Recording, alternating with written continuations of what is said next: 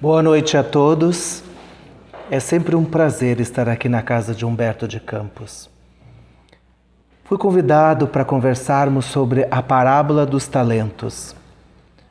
Há muitos anos, quando eu li a parábola dos talentos, fiquei muito intrigado, porque a concepção que apresentou Jesus a essa história, ela no final nos remete a uma pequena incompreensão do que Jesus vivia e dizia.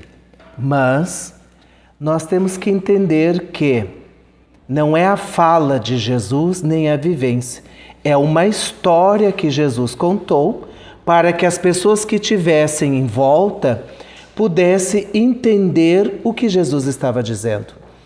Porque Jesus se apropriava das condições daquelas pessoas que viviam em volta, porque temos que lembrar que aquelas criaturas não tinham conhecimento. Eram analfabetos, eram agricultores, eram pessoas muito simples.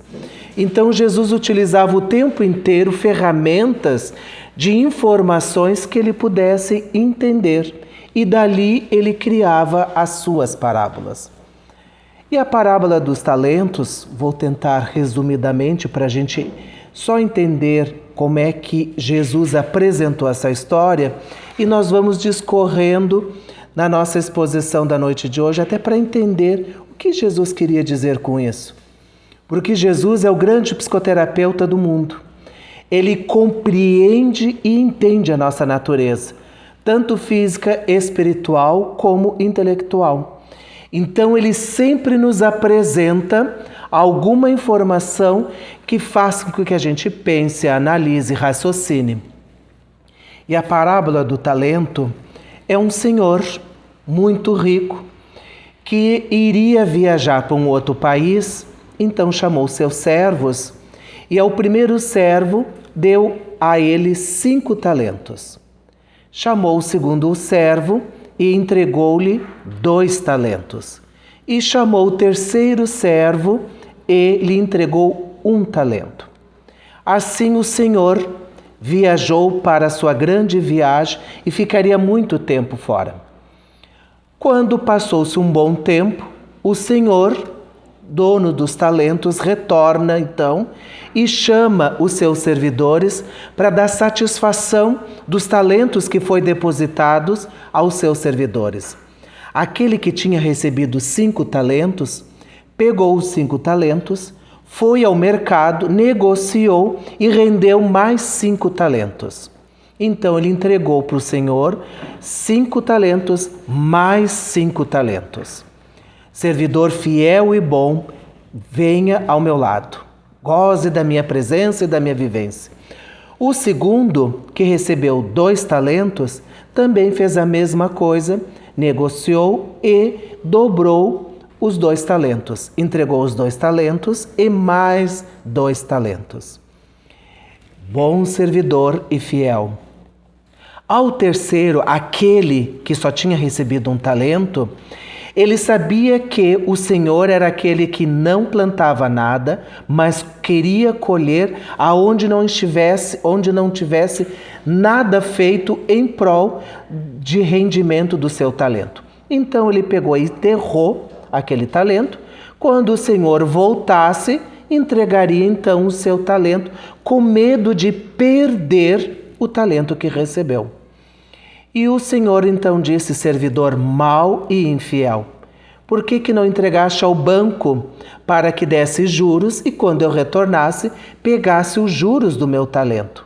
Servidor mau e infiel, afaste-se de mim. E todo aquele que mais tiver, mais será dado, e aquele que não tiver, será retirado. Haverá ranger de dentes e muito mais sofrimento. Esta é a história. Mas nessa parte final do Senhor, quando ele diz e nos remete a pensar, porque aquele que já tem vai ganhar mais, e aquele que não tem vai ser retirado até o que não tem.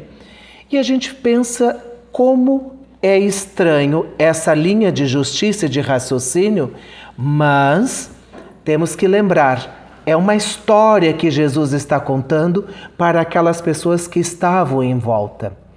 E então eu convido todos vocês a gente adentrar nessa parábola do talento, para a gente identificar quem é quem na história e qual é o processo que foi elaborado esta questão histórica àquelas pessoas que estavam ali presentes.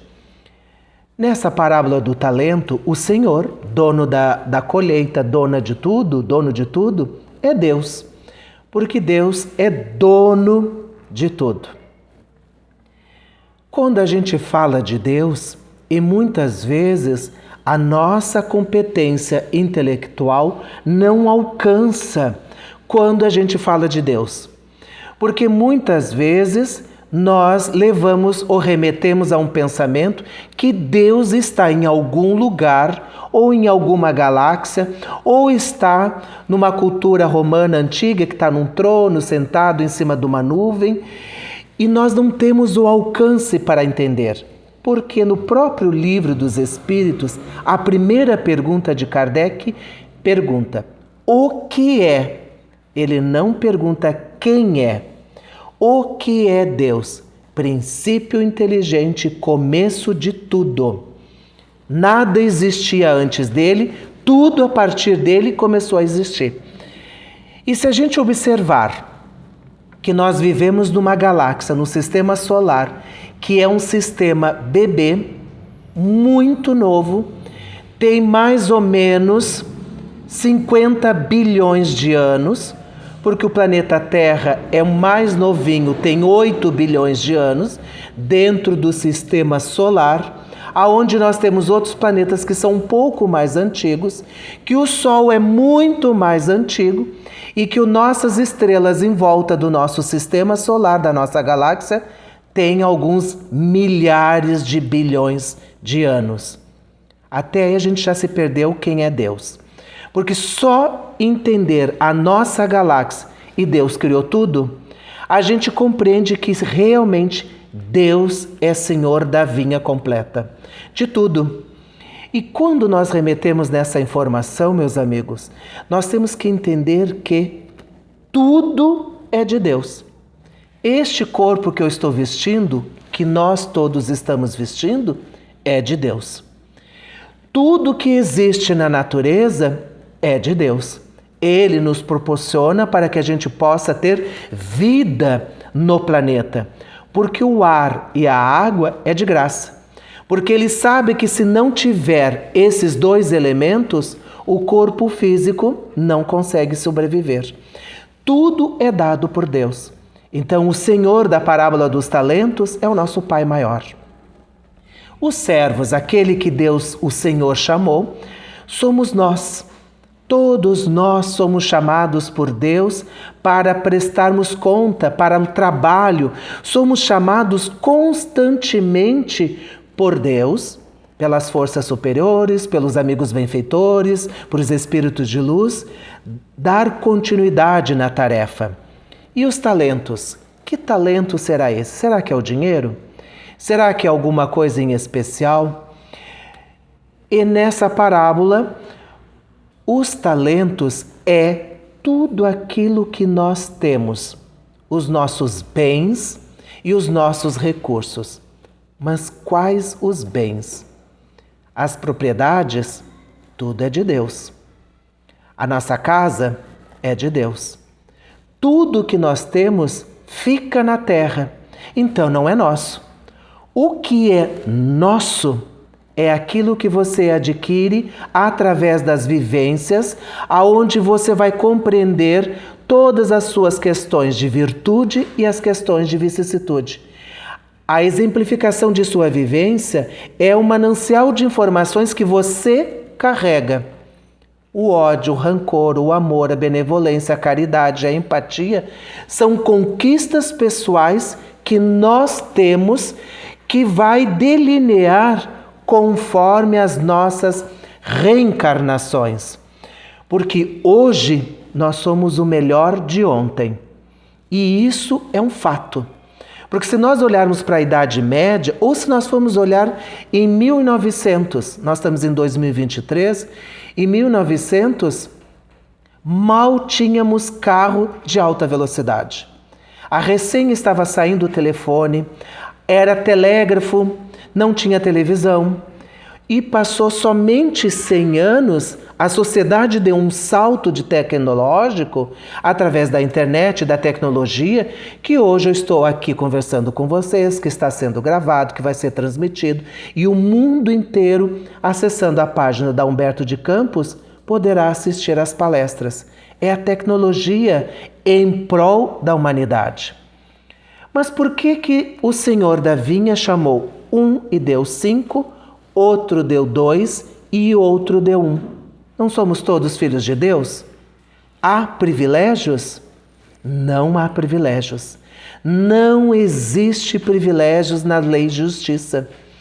Porque nós conquistamos tudo o que possuímos através dos nossos esforços, através das reencarnações, aonde nós vamos adquirindo o conhecimento, a vivência, a moralidade e a ética.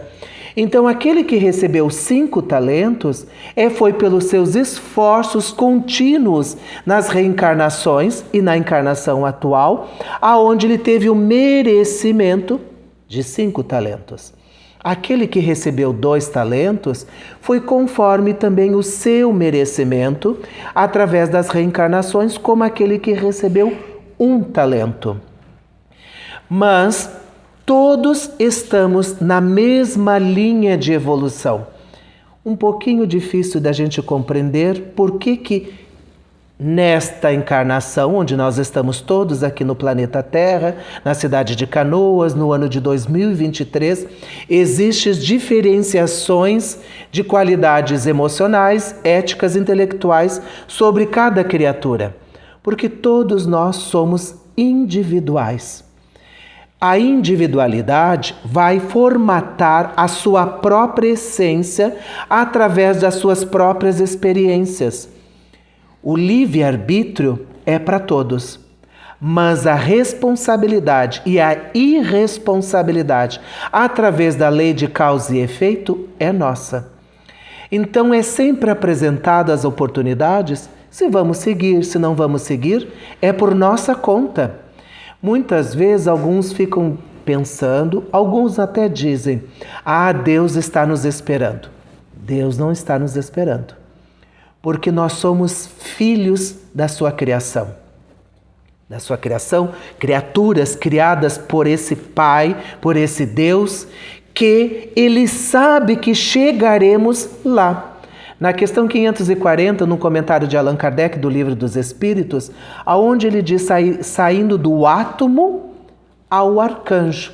Lá nos primórdios do planeta Terra, no início, aonde as primeiras amebas, os primeiros átomos vivos das bactérias e dos fungos, chegará a anjo. É um fato. Todos nós vamos ser anjos. Vai depender de quem? De nós.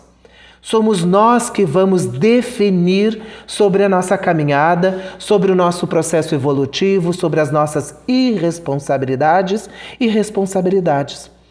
E nessa entrega de talentos aos servidores, diferenciando de cada um, a gente observa que aquele que recebeu 5 talentos é porque já tem uma bagagem de conhecimento e de vivência maior.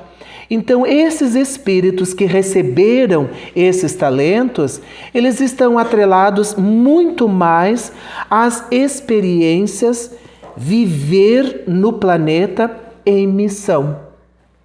Porque como eles já conquistaram uma bagagem de conhecimento moral e de ética, eles vêm fazer o seu trabalho com seus dons e os seus recursos, auxiliando a sociedade. E quando eles conquistam o êxito do seu trabalho, então eles são recompensados não pelo valor em si, mas recompensado pela vivência e pela experiência. porque ele vai suprir as suas individualidades, o seu ego, o seu rancor, ele vai se alimentar do amor, da caridade, da benevolência, da indulgência. Não estamos falando de recursos financeiros, mas recursos morais, que é aquele que o ferro não enferruja, que o ladrão não rouba. Isso foi uma fala de Jesus. Isso nós conquistamos e não perdemos nunca mais. Aqueles que foi dado 2 talentos é aqueles que estão atravessando o momento da vivência familiar. A vivência familiar é aonde nós estamos buscando lapidar as nossas arestas evolutivas. Os conflitos com o pai, com a mãe, com o filho, com a filha, com aquele primeiro núcleo, porque dentro de uma programação reencarnatória, onde todos nós estamos atrelados, dentro da lei de causa e efeito, nós tivemos o livre-arbítrio no passado, em outras vidas. E é assegurado o livre-arbítrio pelo direito de nós termos essa responsabilidade. O que fazemos com o livre-arbítrio é puramente nossa consequência sobre isso. Então, muitas vezes, em vida passada, eu não gostava muito do meu pai, dei um tiro. Minha mãe era muito perversa, tirei todo o dinheiro dela. Meu irmão queria ser esperto, tirei o dinheiro dele. Isso são reminiscências do passado que hoje, dentro do núcleo familiar, graças ao véu do esquecimento do capítulo 5 do item número 11 do Evangelho segundo o Espiritismo, nos permite esquecer momentaneamente, encarnados, para que a gente consiga conviver com aquele ser. Imagina se eu olho para o meu pai, me matou, né? Não dá 2 dias eu mato ele. Porque o ódio e a raiva que vai estar dentro de mim vai trazer essas reminiscências dessas lembranças negativas e eu não sei se eu vou ter controle sobre isso. Então o véu do esquecimento permite um recomeço, toda nova reencarnação.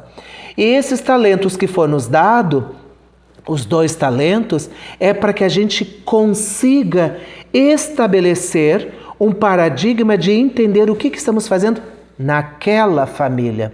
O que eu estou fazendo nessa família?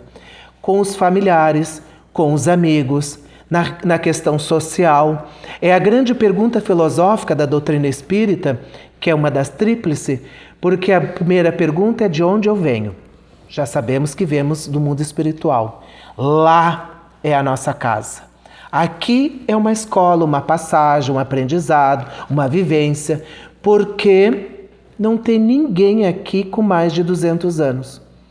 Todos nós vamos morrer. Então, não é aqui a nossa casa.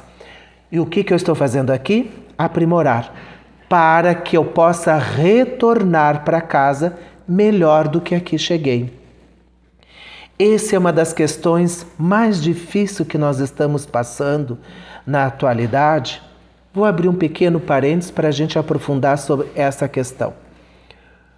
Há uns 12 anos, mais ou menos, Divaldo Franco com Filomeno de Miranda lançaram um livro chamado Transição Planetária. E aí começou o burburinho no movimento espírita, porque acreditava-se que daqui a 2 anos começaria um mundo de regeneração. Só que transição planetária, o próprio nome já diz, transição, saindo de um mundo, indo para o outro. Essa transição é alguns séculos, porque o próprio processo da criatura humana, ela se desenvolve lentamente. Como Kardec diz, a criatura humana não dá saltos, ela vai vivendo continuamente, progressivamente, mas dentro de um tempo físico. Porque no tempo espiritual é um outro cálculo que não temos a informação tão concreta, mas sabemos que é diferente. E nessa transição planetária, aonde foi trazida várias informações sobre os espíritos de Alcione, sobre os espíritos pela última oportunidade de reencarnarem no planeta Terra, porque estavam tão atrelados ao ódio, ao rancor, e muitos espíritos atrelados à vingança contra Jesus.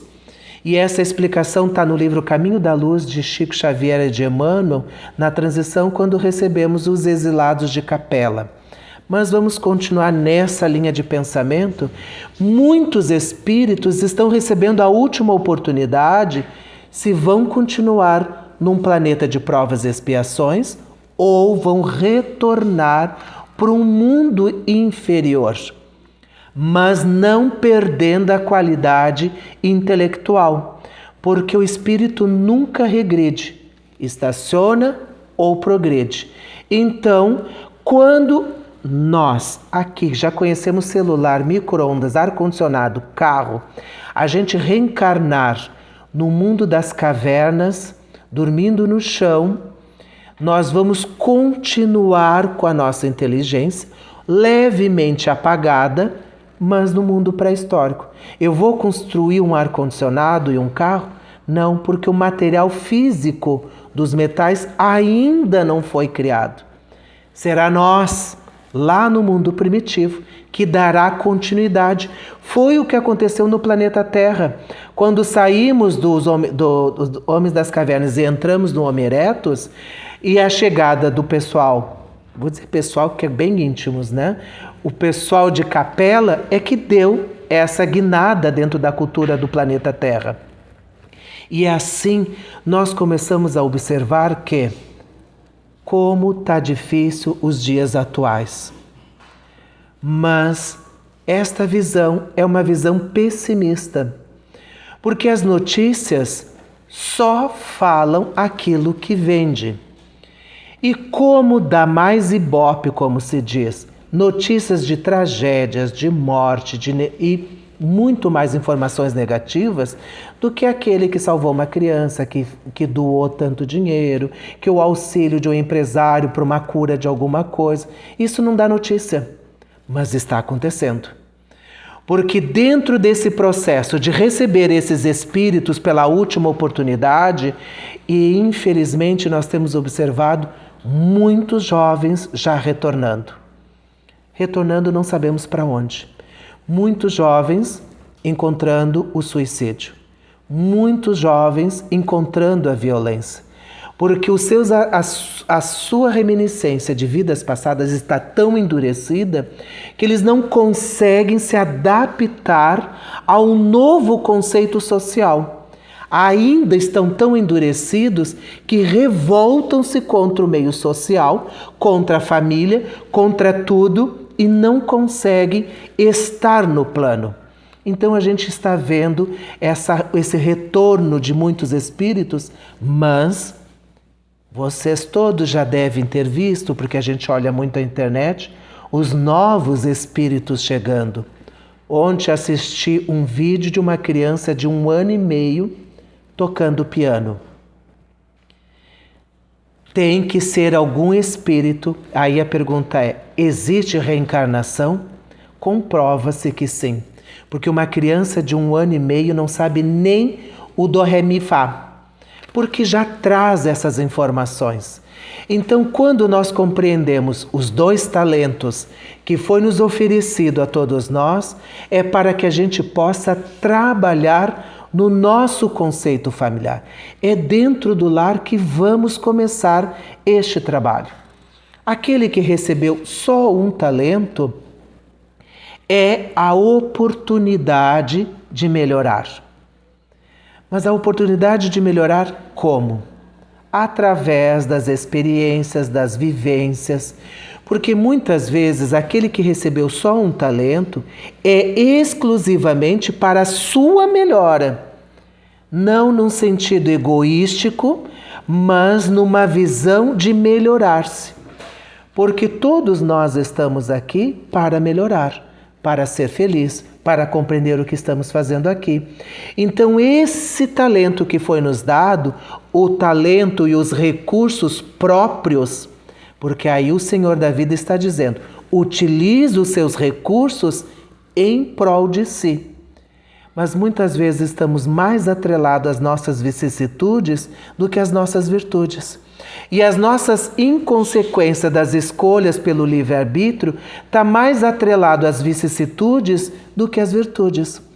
Por isso que o servo guardou na terra, escondeu os seus dons, aquilo que poderia oferecer, escondeu, guardou na terra e quando fosse o momento aprazado, retirou o talento e devolveu para Deus. Tipo assim, reencarnei, não fiz nada, quando eu voltei, pergunto os amigos benfeitores, o que fizeste lá na terra, Regis? Olha, fiquei lá sentado esperando a morte chegar. Não fiz nada, não ajudei, mas e os dons que te dei? Como eu sabia que o Senhor ceifava aonde não plantou, tipo, vai me cobrar, então com medo de errar, me prejudicar, não fiz nada. E isso é um pouco complicado nos dias atuais, porque requer de todos nós um movimento contínuo em prol da evolução do mundo, da cidade e nosso. Não podemos mais ficar numa zona de conforto aonde nós vamos esperar que as coisas aconteçam. Mas 2 semanas atrás, numa mensagem que foi compartilhada em um grupo, já dizendo que seria algumas atrocidades. A visão pessimista do mundo é sempre assim. O positivo não dá bope, não dá ibope. Por isso, meus amigos, aqueles que receberam os 5 talentos, que cumpriram o seu trabalho, eles são recompensados pelo trabalho que exerceu, através das conquistas morais. Porque toda vez que a gente trabalha a paciência, porque muitas vezes a gente acredita que tem paciência. Não, eu tenho um pouquinho de paciência. É só a gente fazer um teste de um carro cortar a frente da gente, que a gente já faz o teste da paciência. Se a gente conseguiu contar até 5, estamos melhorando. Porque no 1 a gente já traz um vocabulário lindo de palavras que a gente agride até a segunda reencarnação daquele que nos cortou a frente. E aí a gente percebe que não temos paciência. Sabe por quê? Porque a paciência é uma virtude. E a virtude conquistada jamais é perdida. Mas as vicissitudes angariadas, elas podem ser sempre trocadas, modificadas, melhoradas e entendidas. Esta é a grande diferenciação das vicissitudes e das virtudes. E todas elas nasceu dentro de nós quando fomos criados. Simples e ignorante, lá na questão 115 do Livro dos Espíritos. Elas já estão dentro de nós. Conforme a evolução de cada um vai desabrochando conforme o entendimento e a experiência. E aí aquele que só enterrou e devolveu, e aí Jesus diz, aquele que é dado será retirado, e a gente começa a perceber, nossa, já não tinha nada e é retirado. Mas é retirado numa concepção de compreensão daquilo que você não executou. No livro Caminho da Luz, Missionário da Luz, de André Luiz e de Chico Xavier, onde André Luiz é um repórter da espiritualidade, trazendo muitas informações, e ele vai conversar com alguns espíritas que falharam. Vieram trabalhar, executar, mas não compreenderam direito a tarefa, falharam no seu trabalho, retornaram ao mundo espiritual. E aí André Luiz conversando com esses espíritos, mas um espírito disse mas tem algumas pessoas, todos, não é só da doutrina espírita, que são chamados completistas. Completistas é aquele que você faz a sua programação reencarnatória antes de reencarnar, coloca os itens que mais ou menos você vai tentar superar, melhorar, edificar, conquistar, entender, e quando você retorna ao mundo espiritual, é apresentado mais ou menos a sua programação reencarnatória, e aí começa só uma fantasia para a gente entender melhor. Ah, você disse que ia fazer isso, conquistou. Você disse que ia fazer aquilo, conquistou. E quando você consegue completar a lista, então eles chamam completistas. Mas a porcentagem é muito baixa. Praticamente nós estamos vindo com um carnê de várias prestações para a gente liquidar aqui e a gente volta com um carnê de 36 prestações. Mas infelizmente estamos retornando com um boleto de 42 prestações. Não pagamos e nos endividamos. Teremos que continuar as nossas reencarnações para diminuir os nossos débitos. Porque quando aquele que menos recebeu, porque você teve o livre-arbítrio, você teve o conhecimento, você teve o discernimento, tudo estava auxiliando, você tinha um anjo, um mentor, um guia espiritual para lhe auxiliar, porque muitas vezes esquecemos dele. E muitas vezes as pessoas dizem assim: o meu anjo da guarda me abandonou. Ele jamais. Somos nós que nos afastamos porque a nossa sintonia fica tão baixa que a gente não consegue se conectar com ele novamente. Por isso que a prece, a concentração, o momento sozinho é para fazer essa conexão com ele novamente e dizer: preciso de ajuda. Não estou passando bem, essa dificuldade, que me auxilie, que faça entender como é que eu possa vivenciar essa problemática. Esse é a razão de nos conectarmos com os nossos mentores, com o nosso amigo espiritual, para que a gente possa auxiliar a nossa caminhada. E quando aquele que será retirado, é porque na próxima reencarnação ele terá que expiar aquilo que não conseguiu. Porque a gente vem com um projeto de provas. Exemplo prático. A gente está na escola, a gente aprende a matemática, aí a professora faz uma prova. Vamos fazer prova para ver se você entendeu a matéria. Aí a gente faz a prova, a gente tira 3. Não passamos. A próxima prova de matemática se chamará expiação, porque eu não consegui alcançar o conhecimento. Então, na próxima reencarnação, eu vou expiar a matéria de matemática que eu não entendi. Mas isso, gente, não é com julgamento e nem com uma posição de cobrança. É com muito amor, porque nós vamos poder fazer provas e expiações infinitamente. Porque Jesus não está nos cobrando, próxima encarnação tem que melhorar-se. Porque nós vamos ser anjos. Isso é um fato. Só vai depender de cada um. E quando a gente ouve a parábola do talento e a gente observa que o Senhor da vida saiu a viajar e voltou a cobrar dos seus servos,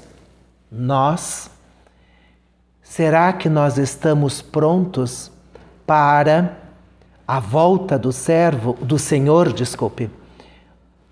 questionando as nossas ações, os nossos recursos e os nossos bens? Porque isso vai acontecer. E nós estamos preparados para isso?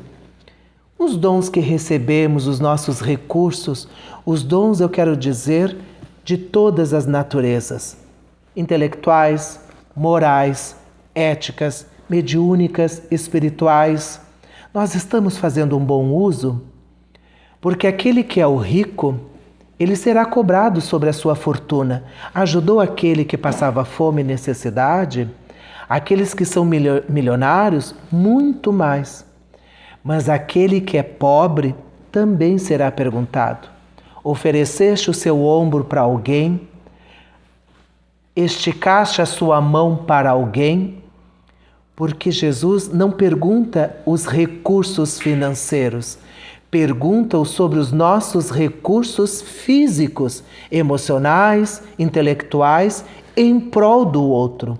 Porque nós também somos criaturas que solicitamos o amparo e a ajuda.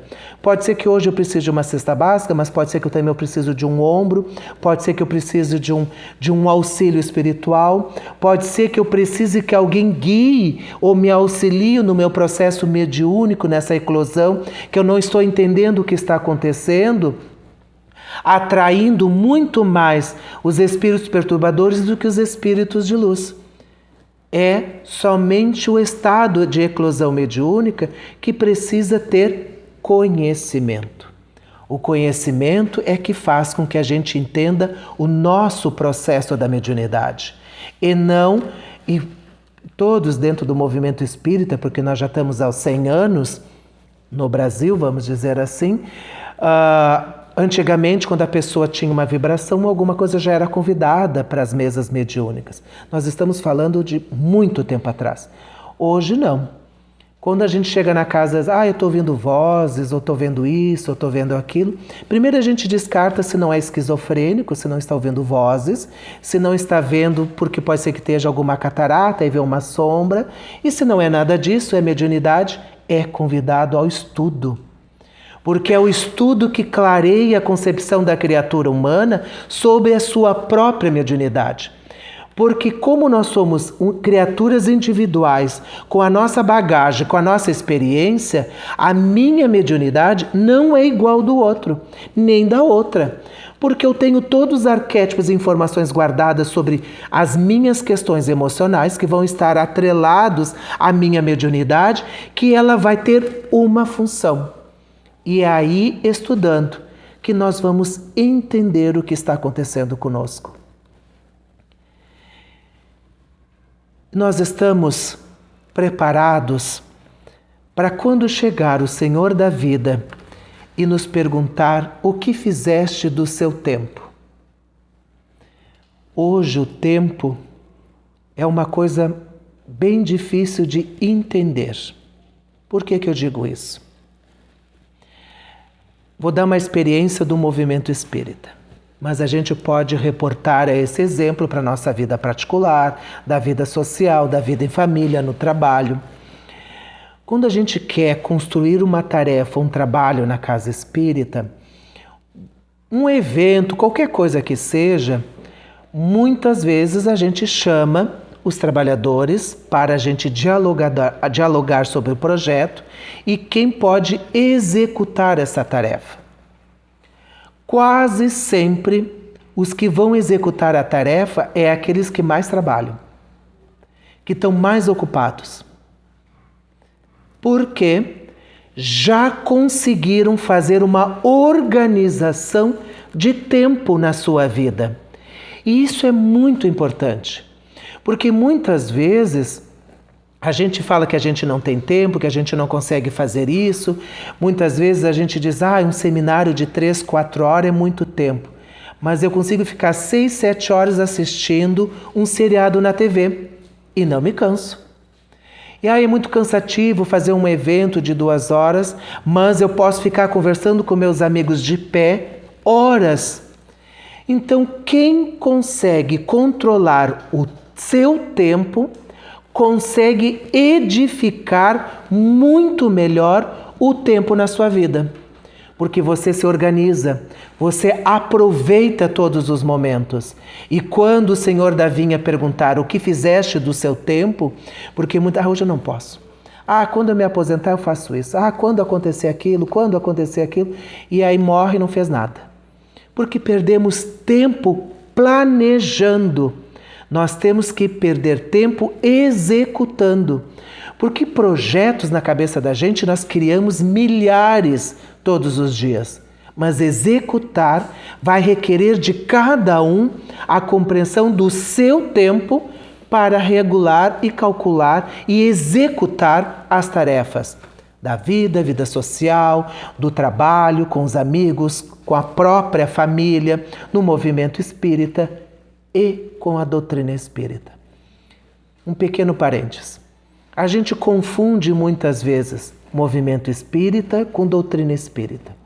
Doutrina espírita é Allan Kardec. Movimento espírita são os trabalhadores das casas espíritas da cidade de Canoas, da 2ª região, que estamos todos filiados à Federação Espírita do Rio Grande do Sul. Isto é um movimento que são pessoas que fazem esse movimento. A doutrina espírita é Kardec e Jesus. Então é bem diferente. Por isso que o tempo nós temos que entender a doutrina espírita. Uma vez num seminário de Miami, onde estava o Alberto Almeida, Sérgio Lopes, Divaldo e o Haroldo. E perguntaram para o Haroldo assim, Haroldo, como é que eu faço para entender a doutrina espírita? E o Haroldo disse assim: nós temos que parar de correr atrás da doutrina espírita. Nós temos que parar e deixar a doutrina espírita adentrar dentro da gente. Os conhecimentos, a tríplice, os fundamentos, é a doutrina espírita dentro de nós. E não ficar correndo, lendo o livro, sabendo o parágrafo número tal. É só para bonito. Eu tenho que entender o que a doutrina espírita, essa proposta renovadora, está me proporcionando. Porque a doutrina espírita ela veio mudar o mundo através da conceituação de individual e pessoal. Somos nós que vamos fazer a transformação interior e essa transformação interior vai eclodir no exterior, aonde o próprio Kardec diz: reconhece-se um espírita aquele que doma suas más inclinações, aquele que exemplifica a sua vida dentro da doutrina espírita. Então nós não vamos ficar carregando cartaz e nem botar um luminoso dizendo eu sou espírita. As pessoas têm que reconhecer através das suas ações, das suas palavras, das suas atitudes, que seja coerente, porque muitas vezes somos espíritas aqui, mas lá fora se tornamos pessoas normais novamente. Tudo isso, meus amigos, é para esperarmos o Senhor da vida chegar. E quando Ele nos chamarem, quando eles nos chamar, retornar à pátria espiritual, que estejamos alicerçados nos nossos bens e nos nossos recursos. Que eu esteja consciente do que eu posso fazer, do que eu já fiz, porque aquilo que eu não fiz não conta. Eu tinha uma ideia, eu tinha um projeto. Conta só aquilo que você já fez. Errou, acertou, faz parte. Mas temos que executar, temos que trabalhar. Sair da zona de conforto e ir ao encontro do Mestre Jesus, porque nos chama todos os dias quando acordamos e abrimos os olhos e estamos reencarnados ainda no planeta Terra, aqui nessa vida, é para o trabalho. Não é para preguiça, não é para o passeio, porque somos nós mesmos que vamos dar conta de todos os bens e recursos que recebemos. E ninguém vai carregar a cruz da gente. E nós também não vamos carregar a cruz de ninguém, porque cada um carrega sua própria cruz. Por isso, meus amigos, quando chegar o dia, que um dia chegará a todos nós, que tenhamos a firmeza que eu fiz o possível, que eu tentei, trabalhei, errei, acertei, mas está tudo ok. Porque a tarefa de trabalhar junto com a doutrina espírita e o nosso guia e o nosso modelo Jesus, que nos abre o caminho do discernimento, da compreensão do que fazer e do que não fazer. Jesus é a nossa luz. Eu sou o caminho, a verdade e a vida. Ninguém chegará ao Pai se não for por mim. Por isso, meus amigos, que tenhamos um final de semana de muita luz, de muita paz, e que a parábola do talento, que lá no início a gente achou um pouco estranho, compreendemos a profundidade da mensagem de Jesus, quando os talentos são distribuídos conforme as nossas conquistas, e as nossas conquistas dependem de nós. Muita luz, muita paz a todos.